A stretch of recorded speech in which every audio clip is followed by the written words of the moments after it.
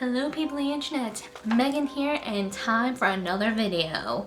Another spooky video. So, as the title suggests, I'm going to be talking about the Metropolitan State Hospital that was in Massachusetts. So the location for the Metropolitan State Hospital was in my area. So it's something that I knew a bit about, like when I went to the public library, it's like Halloween party one night. They told ghost stories about the Metropolitan State Hospital. And it was something that I kind of grew up hearing whispers about, but didn't know a whole lot about. So I'm going to apologize ahead of time. I might be looking down at my notes from time to time because my memory is horrible and I don't want to get any of this information wrong. So just a heads up. So I got two different dates and wordings for when this hospital was founded. Online it said it was founded in 1927 and it wasn't opened until 1930.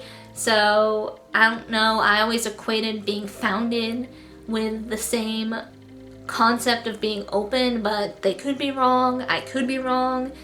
So there are both dates just to cover myself, and it was a psychiatric hospital. And oh my god, it took me way more takes than I should have to say that word. And the campus for this hospital was spread over 3 different towns: Lexington, Waltham, and Belmont. And at one point in its years, it was the largest and most modern facility of its type in Massachusetts. And on campus, there was the Gabler's Children's Center, which is where they treated their children patients. And I believe I'm saying the name right. I could be wrong.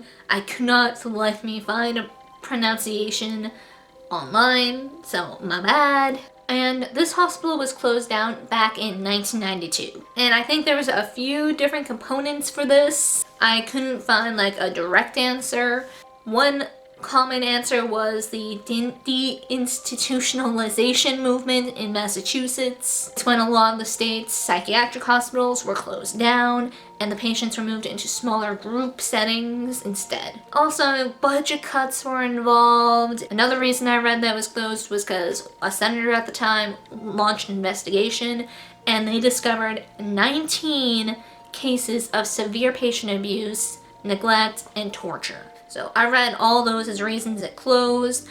So I'm not sure what was the driving force. Probably a little bit of all of them. But yeah. And I believe it was for 15 years after the hospital closed. The building just sat abandoned. You can actually Google the hospital and find all sorts of creepy looking old photos of this hospital. Like some of the ones I stumbled across look like something out of a scary movie. So what happened to the hospital? So like I said, this campus was spread over 3 different towns. So different things happened to the land when the hospital closed. Quite a while though, I think it's been like a little over 10 years since this happened. About the time I was in high school, the Lexington portion of the hospital was demolished and apartment buildings were put up. Also, I'm gonna read this right from my notes just so I don't butcher anyone because it's kind of a long one.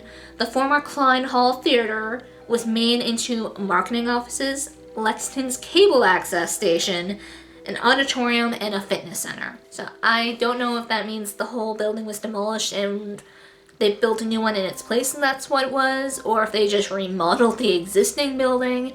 Another town, I don't know if it was Belmont or Waltham, made their portion into a golf course. An interesting choice. And I believe the final town wanted to leave their section undeveloped and they are protecting it against future development. And I believe as of 2006 to 2007, all former buildings of this hospital are no longer there. That's what I read, and that's why I'm a little confused about the Klein Hall, about being unsure if that one was demolished and rebuilt or if they just converted it. I was reading all sorts of different articles, so some information varied and some was like non-existent, so that I am unsure of. Quite a bit happened in this hospital.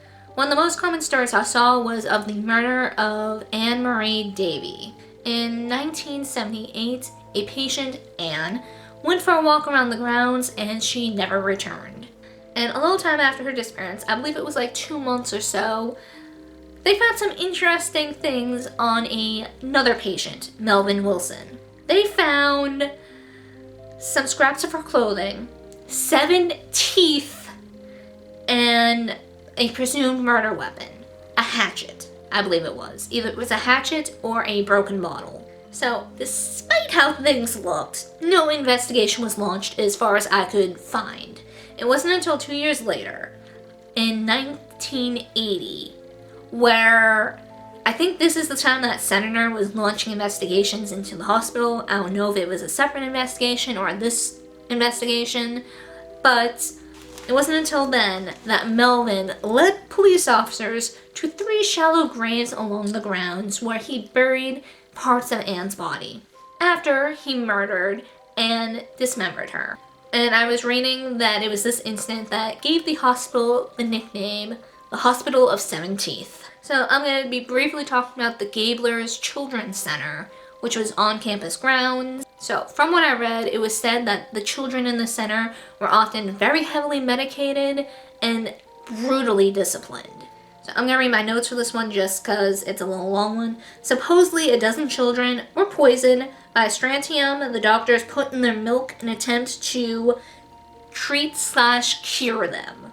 So, holy hell. Other than that, I didn't get too much about the Gabler's Children's Center, but then I was also mostly focusing on the Metropolitan State Hospital. So, Met State also gained a reputation of being haunted even before they closed down. Several workers would claim to see shadowy figures moving in and out of rooms during the night. Locked doors would swing open and then slam closed. At one point, electroshock therapy was used at this hospital, and years later, workers would claim to see flashing lights and hear screams in the area that this electroshock therapy would happen. So on this campus, there were underground tunnels that the workers would use to get throughout the campus.